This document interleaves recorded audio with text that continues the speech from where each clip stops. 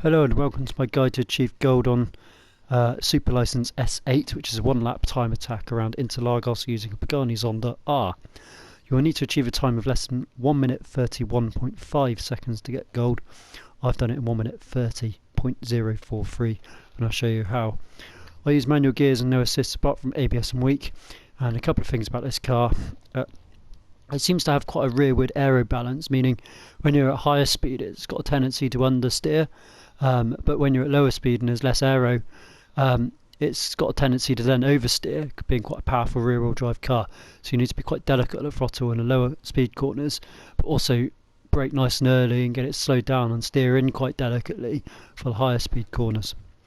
So here we go. So rolling start, starting in sixth gear. So full throttle, first braking zone shortly after the start line. Just look for the 100 metre board, there it is. So brake hard, down into gear 1 and start to turn it in. Notice the brake bar, I'm just very gently braking as I'm turning it in. It's just to load up the front and help it, try and bite on the front end as you turn into the corner.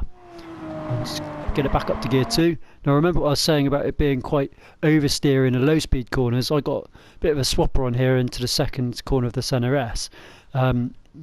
So just be quite delicate at the throttle. It is a good idea to give it a bit of a burst of a bit of acceleration between these two corners to get your momentum back up. You'll need to try and aim to get the car onto the yellow and green curb on the right hand side to give you the best line possible into the next corner after that.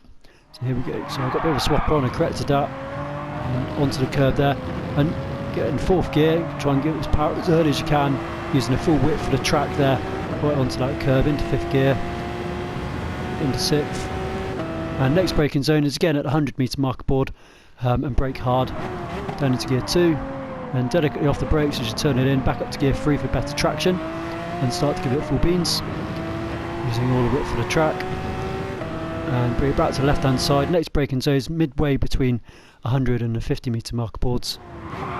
Start to turn it in and sit, and in 3rd gear, and just see how I'm playing with the throttle there.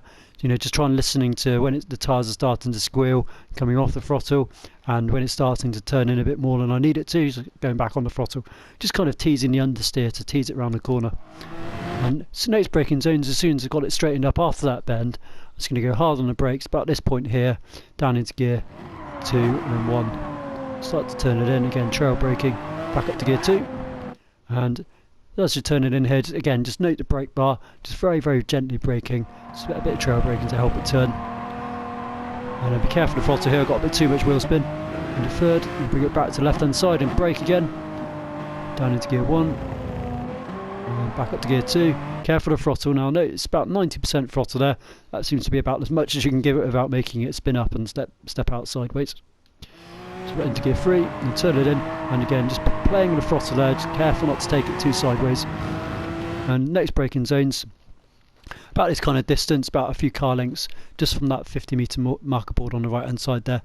This is for the final corner, and trail brake it in, back up into gear 3 to manage the wheel spin, full beans, and just take the line of least resistance here, trying to get it squared up as you go up the hill, into 4th, into 5th. To the right hand side, keep it within track limits, bring it back to the left for the shortest possible distance to the finish line. In 6th gear, there you have it, 1 minute 30.043. I hope you found that useful and it helps you to achieve gold yourself on this license test. I certainly found this one a bit tricky, particularly after doing S7 with the Super Formula car and the high downforce. Going to this one was a bit of a shock to the system. Anyway, if you like the video, please subscribe to the channel, and I'll see you for Super License S9. Thanks for watching.